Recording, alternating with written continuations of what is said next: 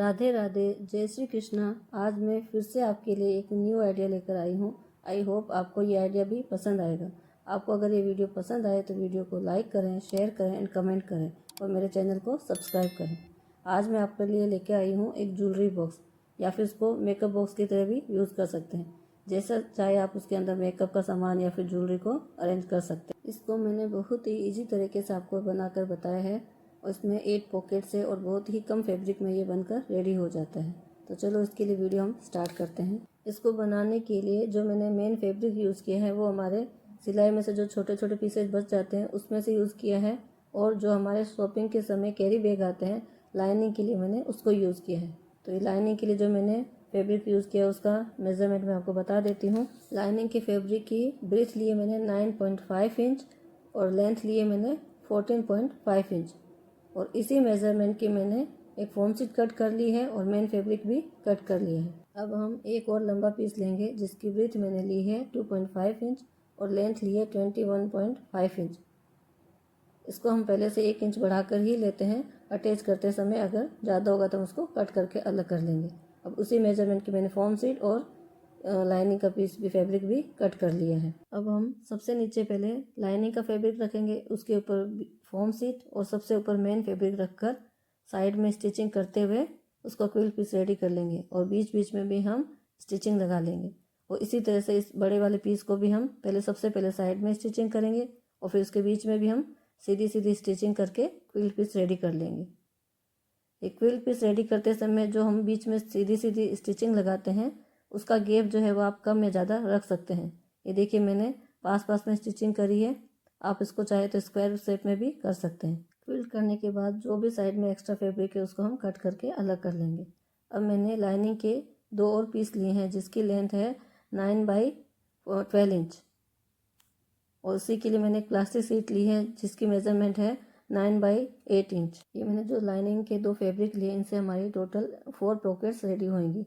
तो इसके लिए मैंने उसके जो लाइनिंग का फैब्रिक लिया उसके दोनों तरफ हमें जिप अटैच करनी है। ये देखिए इसी की लेंथ की मैंने जिप ली है। उसके एक साइड में पहले हमें जिप को उल्टी रखकर स्टिचिंग कर लेनी है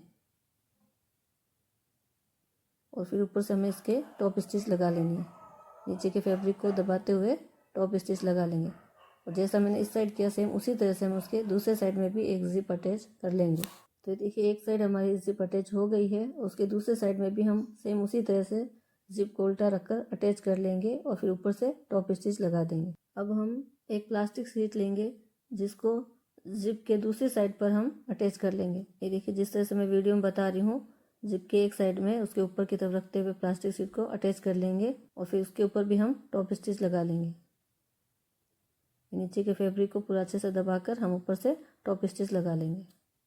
ये टॉप स्टिच हम इसलिए लगाते हैं ताकि जिप बंद करते समय कोई भी फैब्रिक बीच में ना आए। अब इसी प्लास्टिक शीट के दूसरे किनारे को जिप के दूसरे साइड में भी हम उसको अटैच कर लेंगे। ये देखिए इस तरह से हम उसके दूसरे पार्ट को इसके ऊपर लाएंगे और जिप के दूसरे साइड में जो दूसरे नंबर पे हमने जिप लगाई थी उसके साथ में उसका प्लास्टिक शीट का दूसरा पॉइंट भी अटैच कर लेंगे। इस तरह से मैंने जो लाइनिंग का एक फैब्रिक लिया था उसके दोनों तरफ पहले हमने जिप अटैच करी और फिर बीच में इसको प्लास्टिक शीट को भी हमने अटैच कर दिया है। और इस तरह से उसको हम जिप को खोलकर अलग कर लेंगे और फिर उसके ऊपर टॉप स्टिच लगा लेंगे। इस तरह से हमारी दोनों जिप के बीच में प्लास्टिक शीट अटैच हो गई है। अब हम इसमें रनर भी डाल देंगे। ये दोनों जहाँ पे हमने जिप अटैच करी उसके अंदर हम दोनों में एक एक रनर डाल देंगे। तो इस तरह से हमारी ये 2 पॉकेट बनकर रेडी हो गई। ये देखिए इस तरह से हमको फैब्रिक को थोड़ा सा ऐसा घुमाकर, ये देखिए जिस तरह से नीचे का जो लाइनिंग का फैब्रिक थोड़ा दोनों तरफ से ऊपर आ जाए इस तरह से हम उसको सेट करेंगे। ये देखिए दोनों तरफ से हाफ इंच लाइनिंग का फैब्रिक दिखना चाहिए। इसी तरह से हम उनके दोनों साइड में स्टिचिंग कर लेंगे। देखिए इस तरह से लाइनिंग के फैब्रिक को हाफ इंच ऊपर की तरफ करके और प्लास्टिक शीट को एकदम सेंटर में रखते हुए हम दोनों साइड में स्टिचिंग कर लेंगे। तो इस तरह से हमारी ये 2 पॉकेट्स बन जाएगी। जैसा मैंने इसमें किया सेम इसी तरह से लाइनिंग का जो एक और फैब्रिक मैंने कट किया था उसमें भी सेम इसी तरह से दोनों तरफ जिप लगानी है और बीच में प्लास्टिक शीट को भी अटैच करना है। तो इस तरह से टोटल हमारी 4 पॉकेट्स रेडी हो जाएगी। 2 पॉकेट्स इस वाले लाइनिंग फैब्रिक से और 2 पॉकेट्स दूसरे लाइनिंग फैब्रिक से। साइड में से जो भी एक्स्ट्रा फैब्रिक है जिप बाहर निकली उसको हम कट करके अलग कर लेंगे। अब हम मेन फैब्रिक लेंगे और उसके ऊपर भी हमें एक और लाइनिंग का फैब्रिक अटैच करना है जिसमें भी मैंने दोनों साइड जिप अटैच करी है। ये वाला वीडियो में थोड़ा आपको दिखाना भूल गई थी, ये क्लिप मेरे से डिलीट हो गई है। लेकिन मैं आपको बोल के बता देती हूँ। इसी मेज़रमेंट का मैंने ये लाइनिंग का फैब्रिक लिया था, उसमें ऊपर से 3 इंच पर मैंने 2 जिप अटैच करी है। जिप अटैच करना जैसे मैंने अभी लाइनिंग के फैब्रिक में किया था वैसे ही करना है। तो 2 जिप इसमें अटैच कर दी ताकि इसमें 2 पॉकेट्स और बन जाएगी। और फिर ये जो मैंने लाइनिंग के फैब्रिक पर जिप अटैच करी उसको मेन फैब्रिक के साथ चारों तरफ स्टिचिंग करके अटैच कर लेंगे। अब जो मैंने पहले 4 पॉकेट्स रेडी करी थी उनके दोनों साइड के रफ एजेस को फिनिश करने के लिए मैंने एक स्ट्रिप कट कर ली है। उसको पहले सीधी सिलाई करेंगे इसके ऊपर, उसके बाद उसको ऊपर की तरफ से फोल्ड करेंगे, डबल फोल्ड करते हुए उसकी रफ एजेस को फिनिश कर लेंगे। दोनों पॉकेट के दोनों साइड में हम उसकी रफ एजेस को पाइपिंग से फिनिश कर देंगे। देखिए एक पॉकेट में मैं आपको करके बता रही हूँ। पहले हमने स्टिचिंग किया, स्ट्रिप को स्टिच कर लिया, उसके बाद उसको ऊपर की तरफ से डबल फोल्ड करके पाइपिंग बना देंगे। जैसा वन साइड किया वैसे ही दूसरे साइड में भी कर लेंगे और सेम ऐसा ही उसकी दूसरी पॉकेट के दोनों साइड में भी रफ एजेस को फिनिश कर लेंगे। तो इस तरह से हमारी ये पूरी 4 पॉकेट्स की रफ एजेस फिनिश हो गई हैं। अब जो हमारा मेन पीस है क्विल्ट वाला जो हमने रेडी किया था उसको बीच में से फोल्ड करेंगे और फोल्ड करके दोनों तरफ सेंटर का निशान लगाएंगे और उसको निशान को स्केल से सीधा कर लेंगे। ये देखिए पहले उल्टी तरफ हमने फोल्ड किया है, एक उधर की तरफ निशान लगाए बीच में से और इसके दूसरी तरफ भी हम सेंटर का निशान लगा लेंगे। जहाँ सेंटर का निशान लगाए वहाँ पे हम स्केल से उस लाइन को सीधा कर लेंगे। और इसी तरह से अब हम जो हमने 2 पॉकेट्स रेडी की थी उनको भी सेंटर में से फोल्ड करके उनके सेंटर में सीधा सीधा निशान लगा देंगे। ये देखिए दोनों पॉकेट्स को पहले हम सेंटर में से फोल्ड करेंगे और फिर उनके दोनों के किनारों पर निशान लगाते हुए सेंटर में एक लाइन बना देंगे। इस तरह से हमने मेन फैब्रिक और दोनों पॉकेट्स के सेंटर में स्केल से सीधी लाइनें बना दी हैं। अब हम अपना मेन पीस लेंगे क्विल्ट वाला, उसमें दोनों साइड से हम हाफ इंच का निशान लगाएंगे। जो सेंटर पॉइंट में निशान लगाया था उससे हम हाफ इंच की दूरी लेंगे। देखिए दोनों तरफ हमने हाफ इंच का निशान लगा दिया है।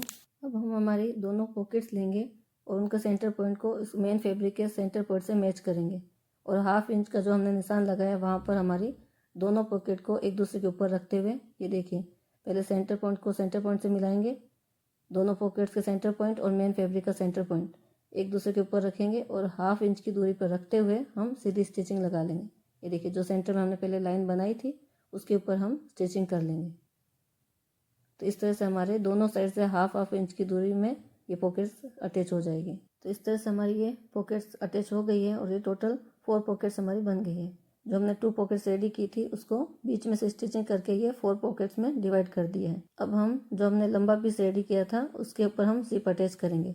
जिस लेंथ का हमने पीस लिया उसी लेंथ की हम जिप लेंगे और जिप को उल्टी रखते हुए उसके ऊपर सीधी स्टिचिंग लगा लेंगे। तो इस तरह से हमारी ये जिप अटैच हो गई है और उसके ऊपर हमने टॉप स्टिच भी लगा ली है और ऊपर से उसकी रफ एजेस को भी स्ट्रिप से फिनिश कर दिया। अब इस लंबे वाले पीस को हम लंबाई में से भी बीच में से फोल्ड करेंगे और एक सेंटर का निशान लगाएंगे और जैसा निशान इस किनारे पर लगाए उसी तरह से उसके लंबाई के दूसरे किनारे पर भी लंबाई में से फोल्ड करते हुए एक सेंटर का निशान लगा लेंगे।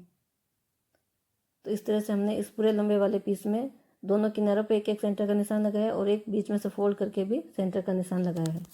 अब हमारा मेन वाला पीस लेंगे जिस पे हमने पॉकेट अटैच कर रखी है, उसको भी सेंटर में से फोल्ड करके दोनों किनारों पर एक एक मार्क लगा देंगे जो हमने पॉकेट अटैच करते समय पहले भी लगाए थे। इसको लंबाई में से भी फोल्ड करेंगे और उसके एक किनारे पर सेंटर का निशान लगाएंगे और इसी तरह से हम उसके दूसरे किनारे पर भी लंबाई में से फोल्ड करते हुए सेंटर का निशान लगा देंगे। इस तरह से हमारे टोटल 4 इसमें सेंटर के निशान लगा दें, 2 लंबाई में से और 2 बीच में से फोल्ड करके।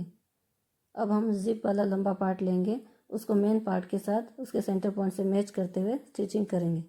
ये देखिए जिप वाला पार्ट हमने लिया, उसके सेंटर पॉइंट को इस मेन पार्ट के सेंटर पॉइंट से मैच करके पहले पिनअप कर लेंगे। ये देखिए एक साइड इधर और फिर दूसरे साइड इस तरह से पहले इसके दोनों सेंटर पॉइंट को मैच करके पिनअप कर लेंगे और फिर यहाँ पे सीधी स्टिचिंग लगा लेंगे। तो ये देखिए हमारा दोनों तरफ से स्टिच हो गए हैं। अब हम इसका जिप का सेंटर पॉइंट लेंगे जो हमने बीच में से फोल्ड करके लगाया था, उसी तरह से मेन फैब्रिक का भी सेंटर पॉइंट लेंगे और इन दोनों के सेंटर पॉइंट को मैच करके पिनअप कर लेंगे। पहले सेंटर में पिनअप करते हुए साइड में भी हम पिनअप कर लेंगे। सेंटर को सेंटर से मिलाते हुए दोनों साइड में पिनअप कर लेंगे और फिर जहाँ पे हमने पिनअप किया है उसी पर हम स्टिचिंग लगा लेंगे।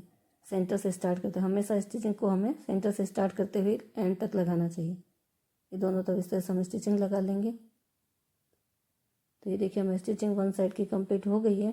अब सेम इसी तरह से हम उसके ऊपर वाले पार्ट को भी सेंटर पॉइंट से मैच कर, देखो इसका सेंटर पॉइंट दूसरे सेंटर पॉइंट से मैच करके पहले जैसे नीचे किया था वैसे ही हम उसको पिन अप कर लेंगे और उसके बाद सेम इसी तरह से हम पूरी स्टिचिंग लगा लेंगे। तो इस तरह से हमारे ये दोनों पार्ट इसमें अटैच हो गए हैं।